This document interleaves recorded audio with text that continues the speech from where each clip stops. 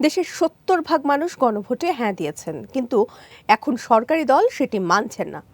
যদি গণভোট হারাম হয় তাহলে সংসদ নির্বাচনও হারাম।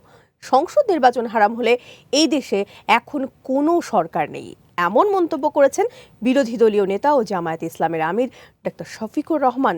বিকেলে রাজধানী মিরপুরে জুলাই গণঅভ্যুত্থানের চেতনা, গণভোটের রায় বাস্তবায়ন, জুলাই গণহত্যা ও মানবতা বিরোধী অপরাধের বিচার দাবিতে অনুষ্ঠিত সমাবেশে তিনি একথা বলেন।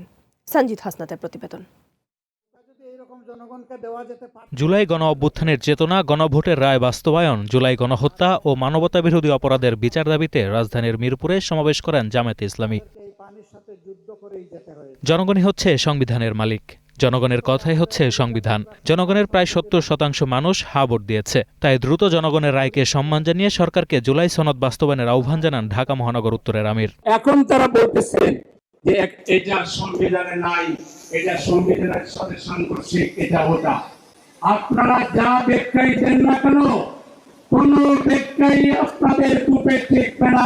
সমাবেশে যোগ দিয়ে বিরোধী দলীয় নেতা বলেন, গণভোট যদি হারাম হয় তাহলে সংসদ নির্বাচনও হারাম। সংসদ নির্বাচন হারাম হলে এদেশে এখন কোনো সরকার নেই। যদি গণভোট হারাম হয় তাইলে সংসদ নির্বাচনও হারাম, আর সংসদ নির্বাচন হারাম হলে এখন এদেশে কোনো সরকার নাই।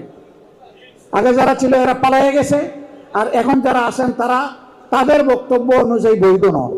জুলাই এসেছিল এদেশের জনগণকে গুম, খুন, হত্যা, ধর্ষণ ও আয়নাগর থেকে রক্ষার জন্য। পাঠ্যপুস্তক সহ সকল জায়গায় জুলাই শহীদদের সম্মানের সাথে যথাযথ অবদান তুলে ধরার পাশাপাশি রাষ্ট্রীয় সম্মানে তাদের ভূষিত করার আহ্বান জানান জামায়াতে আমির। শহীদদের শুধু বিচার করলে হবে না, শহীদদেরকে সোনার অক্ষরে স্মরণ করার ব্যবস্থা করতে হবে। পাঠ্যপুস্তক, ইতিহাস সব জায়গায় সম্মানের সাথে তাদের যথাযথ অবদান তুলে ধরতে হবে। ফেসিবাদ সরকারের সময় যারা গুম, খুন করেছে নিজের দলের লোকদের দিকে তাকিয়ে হলেও তাদের বিচার নিশ্চিত করার আহ্বান জানান শফিকুর রহমান। প্রশাসনিক এবং সরকারি ব্যর্থতা। Sanjit Hasnat, green news, Dhaka.